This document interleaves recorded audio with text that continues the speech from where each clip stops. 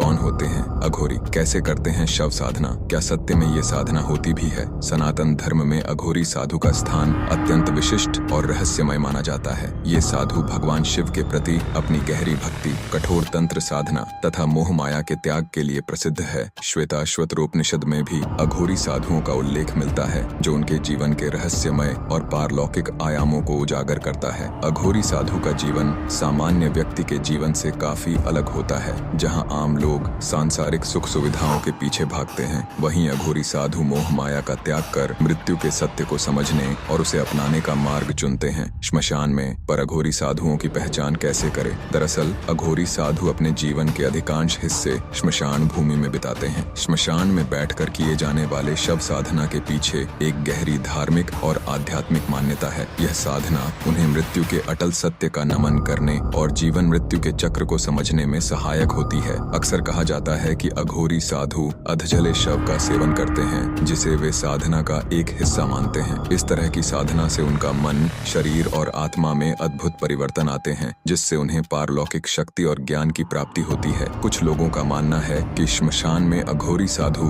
काला जादू करते हैं, परंतु ऐसा कहना उचित नहीं होगा। वास्तव में अघोरी साधुओं की साधना का उद्देश्य मोह माया का त्याग और जीवन के अंतिम सत्य को समझना होता है। वे इस साधना के माध्यम से न केवल अपनी आंतरिक शक्ति को जागृत करते हैं, बल्कि अपने आसपास के वातावरण को भी शुद्ध करते हैं। अब बात करते हैं इनकी तंत्र साधना के बारे में। अघोरी साधु अपने जीवन काल के दौरान तंत्र साधना में गहन रुचि रखते हैं। तंत्र साधना के माध्यम से वे भगवान शिव के रहस्यमय गुणों और शक्तियों को आत्मसात करते हैं। तंत्र साधना में मंत्रों, यंत्रों, मुद्रा और विभिन्न आध्यात्मिक क्रियाओं का विशेष महत्व होता है। अघोरी साधु बाबा अपनी साधना में इन सभी विधाओं का प्रयोग करते हैं ताकि वे आत्मिक उन्नति कर सकें और विश्व के रहस्यों को जान सकें। इस कठोर साधना में अघोरी साधु को जीवन की तमाम सांसारिक इच्छाओं से परे उठकर शून्यता और एकाग्रता का अभ्यास करना पड़ता है। यह अभ्यास उन्हें एक विशिष्ट स्थिति में ले जाता है, जहां वे सांसारिक सुख दुख से स्वतंत्र हो जाते हैं और केवल दिव्य ऊर्जा में लीन हो जाते हैं। यही कारण है कि अघोरी साधु को बनने के लिए एक अद्वितीय मानसिक दृढ़ता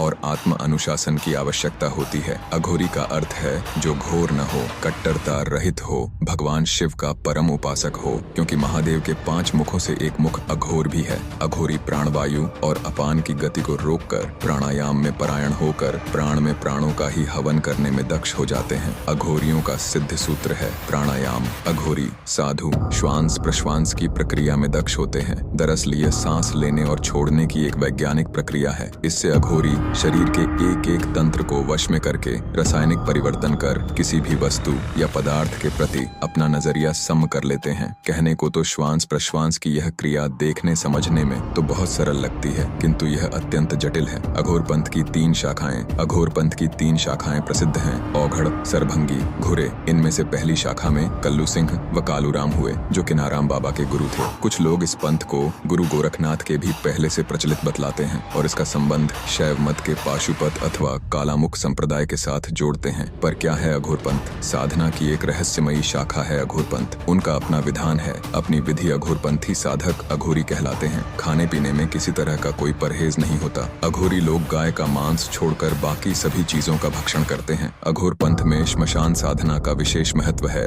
इसीलिए अघोरी श्मशान वास करना ही पंसद करते हैं। श्मशान में साधना करना शीघ्र ही फलदायक होता है। अघोरी साधना कहाँ होती है? अघोरी श्मशान घाट में 3 तरह से साधना करते हैं: मशान साधना, शिव साधना, शव साधना। ऐसी साधनाएं अक्सर तारापीठ के श्मशान, कामाख्या पीठ के श्मशान, त्र्यंबकेश्वर और उज्जैन के चक्रतीर्थ के श्मशान में होती है। अघोर पंथियों के 10 तांत्रिक पीठ माने गए हैं। अघोरी साधना कैसे की जाती है? ऐसी मान्यता है कि शिव साधना में शव के ऊपर पैर रखकर खड़े रहकर साधना की जाती है। इस साधना का मूल शिव की छाती पर पार्वती द्वारा रखा हुआ पांव है। ऐसी साधनाओं में मुर्दे को प्रसाद के रूप में मांस और मदिरा चढ़ाया जाता है। शव और शिव साधना के अतिरिक्त तीसरी साधना होती है श्मशान साधना, जिसमें आम परिवारजनों को भी शामिल किया जा सकता है। इस साधना में मुर्दे की जगह शव पीठ की पूजा की जाती है, उस पर गंगा जल चढ़ाया जाता है। यहाँ प्रसाद के रूप में भी मांस मंदिरा की जगह मावा चढ़ाया जाता है। हालांकि इसकी पुष्टि करना मुश्किल है, क्योंकि अघोरी अपने बारे में कभी कुछ बताते नहीं है। अघोर में शव साधना गुरु और शिष्य के बीच का प्रगाढ़ एवं परम आध्यात्मिक संवाद है। यदि कोई स्वयं से कहता है मैंने शव साधना की है, तो वह सत्य नहीं बोल रहा, क्योंकि इस साधना का सबसे पहला अनुशासन किसी को बताना नहीं है, न ही इसकी विधि बताई जाती है। किंतु गुरु शव साधना का मंत्र अवश्य शिष्य को देता है एवं साधना में उसकी रक्षा गुरु ही करता है। ये भी सत्य है, शव साधन उपरांत साधक को सिद्धि एवं ज्ञान अवश्य मिलता है, किंतु ऐसे अघोर साधुओं को सांसारिक घूमते देखना आसान नहीं है। वह छिपकर अपनी साधना करते हैं एवं भोलेनाथ को पूर्ण स्वरूप से अपना मान सर्वस्व त्याग देते हैं। दोस्तों, कमेंट में जय महाकाल जरूर लिख देना और वीडियो को लाइक करके चैनल को भी सब्सक्राइब जरूर कर देना। धन्यवाद।